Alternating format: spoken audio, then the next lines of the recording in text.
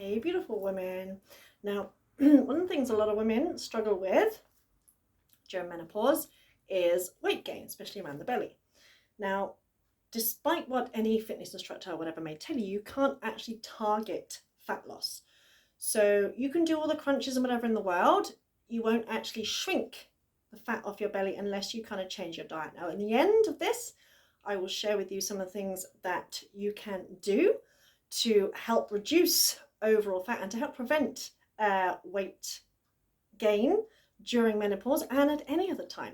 But I want to share with you my favorite exercises that not only will tone and strengthen your tummy muscles, but will also help your gut health. Now, your gut health is intricately linked with your mental health because you have serotonin receptors in your gut. It's also linked to your immune system and to digestion. So obviously you have poor gut health, you're not going to digest your food properly, and that can also contribute to weight gain. So the first thing I'm going to teach you is Uddiyana Bandha, which is a yoga exercise, which is great for boosting energy as well. So it lifts your mood, boosts energy, and also strengthens the deep abdominal muscles. Now, to start with, I want you just to focus, keep everything relaxed, focus on the expansion and the movement in your diaphragm when you take a breath in. So feel that expansion in your ribs as you take a breath in. And what happens is your diaphragm kind of moves down to draw air in. So you'll feel a sensation kind of around here. Once you've got that sensation, once you really can feel it, and it might help if you close your eyes, really feel that expansion and that kind of pulling in your diaphragm area. And we want to try and get that sensation without taking the breath. So you want to try and expand your rib cage without actually breathing in. So this is me breathing in. See that lift? And you want to try and get that without actually taking a breath. So breathe all the way out. And just focus. Again, it might help to close your eyes and just trying to see if you can expand your rib cage and get that sensation in your diaphragm without actually breathing in.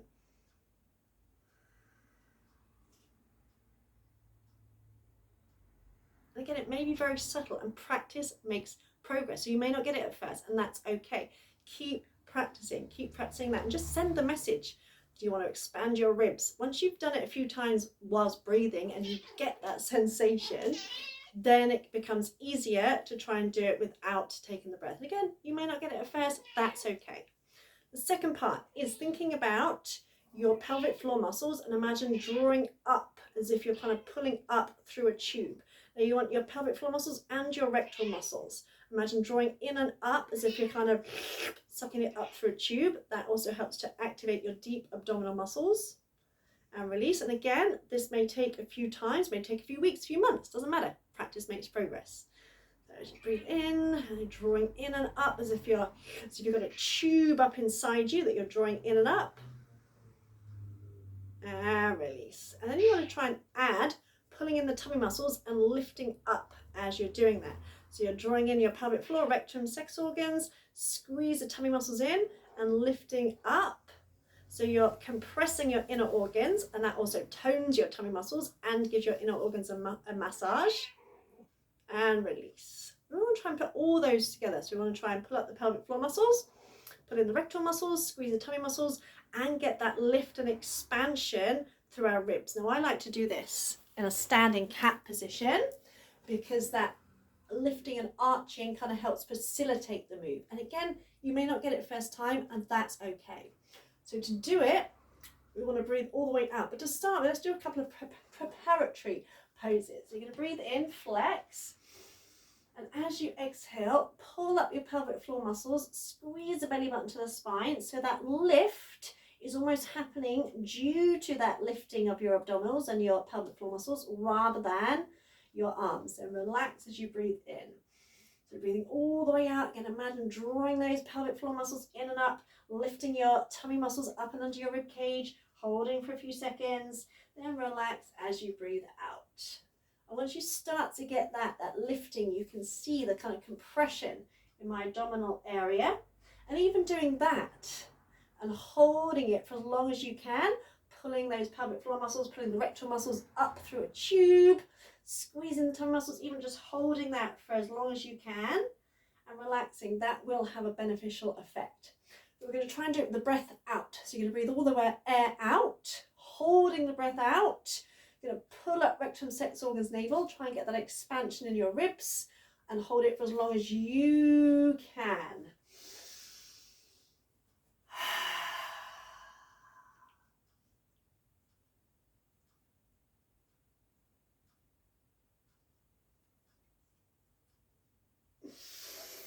So to start with, it may only be a few seconds, that's okay.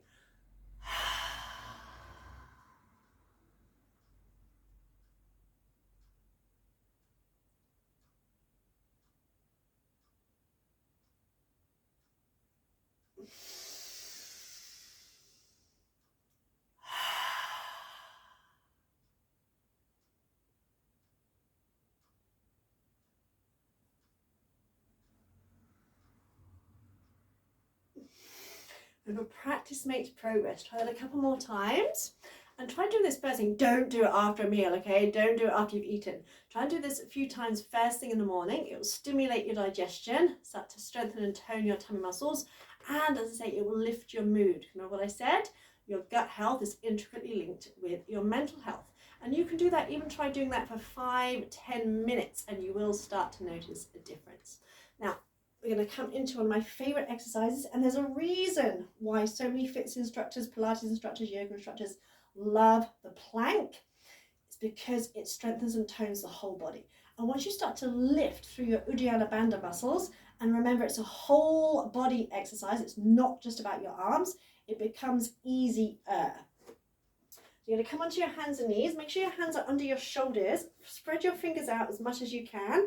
And imagine turning your hands out slightly. So you're hugging your arms in, so you're not elbows out. Press down into all 10 fingertips. And relax your shoulders in towards your spine. Now keep your head in line with the spine, because the head is heavy. As soon as you go, oh, it's hard work, you're putting a lot of extra weight on. Tuck your toes under.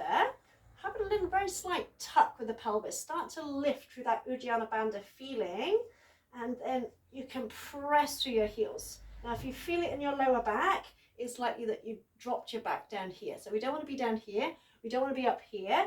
So it's better off starting off here, and even if you just literally exhale, stretch through the heels, and inhale lower, and just doing that will strengthen the whole body. Also imagine squeezing your side waist. And with any kind of exercise, you're better off doing it once or twice with really good technique than holding it for 10 minutes with really bad technique. And as you stretch through your heels, really firm up your thighs as well. Squeeze your bum muscles. So exhale, still lifting up through that Uddiyana Bandha feeling. So you're getting support through your core. So it's not just about the arms. Most people focus on the arms, and it's not just about the arms. So keeping the head in line with the spine. Inhale as you lower the knees. Exhale as you straighten. If you notice your shoulders tensing, then stop and take a break. So keep the shoulders relaxed. Try and press a little bit more into all 10 fingertips. Then see if you can have a very, very slight bend in your elbows.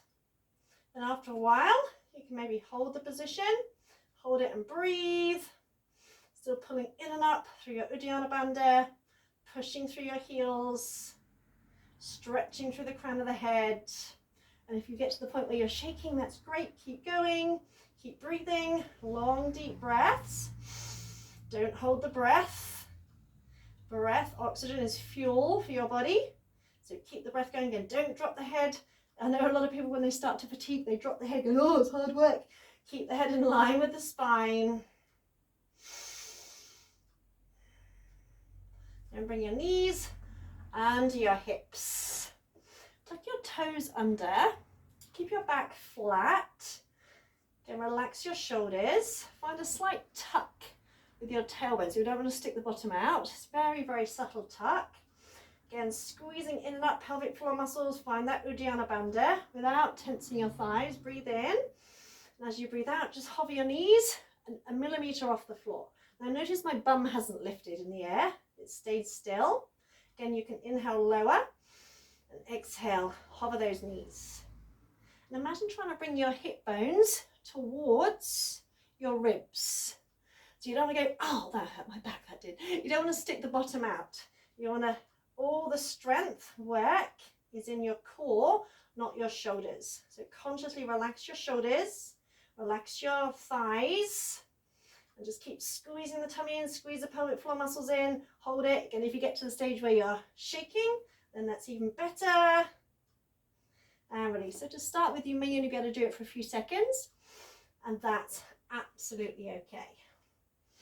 And flip over onto your back. It's one of my favorite exercises from Kundalini Yoga. It's called stretch pose. And it's called stretch pose because you want to imagine stretching your feet in one direction and the crown of the head in the other. So you don't want to tense your neck. So just place your hands underneath you where your thighs meet your butt. Tuck your elbows in as much as you can. Go and pull up the pelvic floor muscles. Find that sense of Uddiyana Bandha. Breathe in. As you breathe out, lift your head, lift your feet 6 inches off the floor, gaze down at the little space between your toes, then focus on the breath. Keep squeezing the tummy in, keep lengthening the crown of the head away so you're not jamming the neck in. Imagine having a nice long neck. With each out breath, pull that belly button in towards the spine. Keep lengthening your legs away but without tensing your thighs. Again, you may need to take a break, that's okay. And you can build up to 2 minutes and then you'll really know about it. But to begin with, you may only hold for a few seconds each time. That's okay. Again, practice makes progress.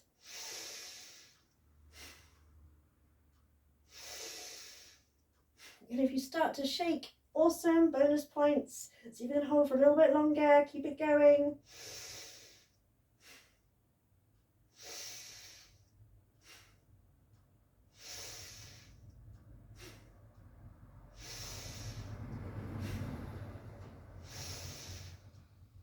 And release. Bring the arms down beside you. Bend your knees, bring your knees over your hips. So your toes are slightly higher than your knees. Imagine you've got a glass of water or something between your feet. You don't want to kick it in the air. You're going to try and lift your tailbone off the floor without using your legs. So as you look towards your knees, you should not be able to see your feet. So what we tend to do is kind of go woo like that and use the legs. That's kind of cheating. Makes it easier, I know. So to start with, it may feel like you're barely moving, but you will still really feel those abdominal muscles, those lower abdominal muscles. Exhale as you lift, inhale lower.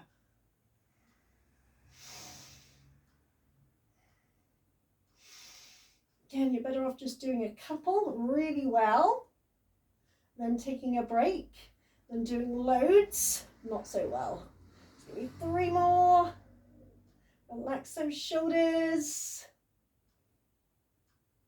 Then lower the feet, keep the heels lifted, squeeze the knees together. I'm going to finish off with the Pilates 100.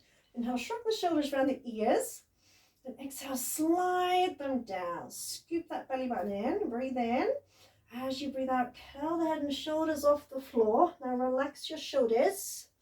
Imagine drawing your rib cage towards your hips and begin pumping the arms. Inhale, 1, 2, 3, 4, 5. Exhale, 1, 2, 3, 4, 5.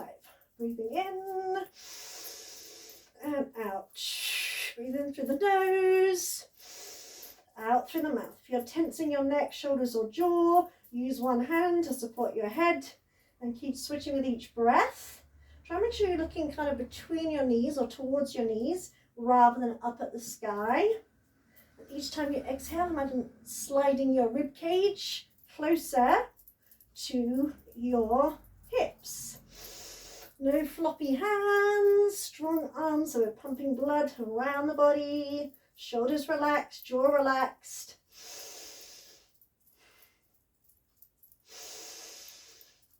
Maybe 2 more, in and out, and in and out, Then lower down, open the arms out to the side, shoulder height, palms upwards. Float those knees up, again feet slightly higher than your knees. You're going to inhale, take the legs over to the right, keeping the left shoulder on the floor. Hold for a second. Then exhale, squeeze your tummy muscles, bring the legs back. Inhale over to the left and hold for a second, keeping the right shoulder on the floor. And exhale as you come back. So breathing in, so this works your oblique muscles and it's also a great stretch for your spine. Breathing out. If there's any strain on your back, then don't take the legs quite so far. Alternatively, if it feels okay and you're not lifting the shoulders off the floor, you can take the legs a little bit closer to the floor without touching. Again, it wants to feel good on the spine. You want to be using your tummy muscles to bring the legs back, not your back muscles. Oh, it's a good crack in my back there.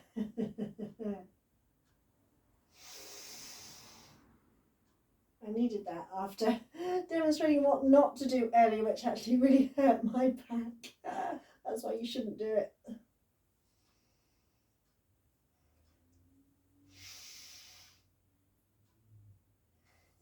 And hugging the knees in towards you, lifting your tailbone off the floor a little bit to stretch out your back.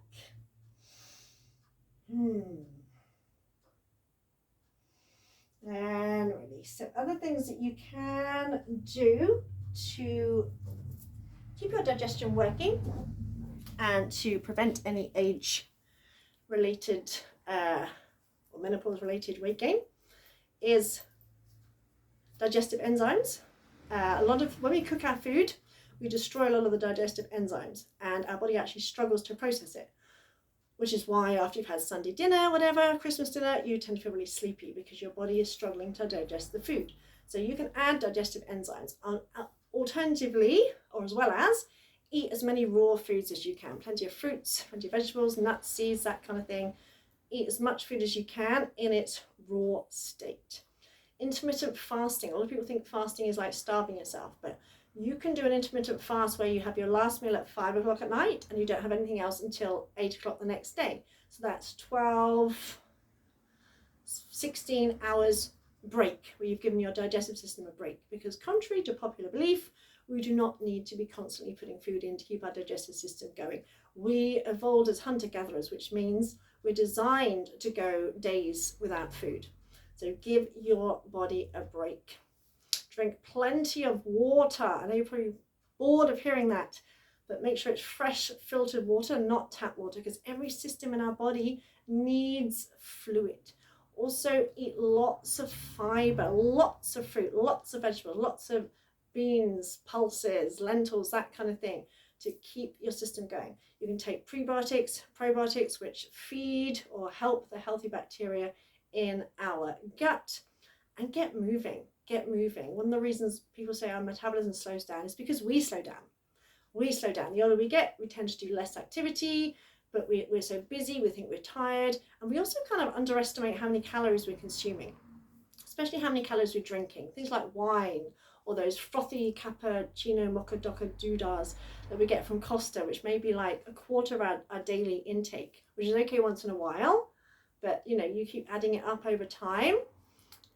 All the fitness instructors and yoga teachers and that I know stay fit and healthy, and they actually don't suffer as much. They don't suffer any of the symptoms that many people do, and weight gain, anything like that, because they keep active.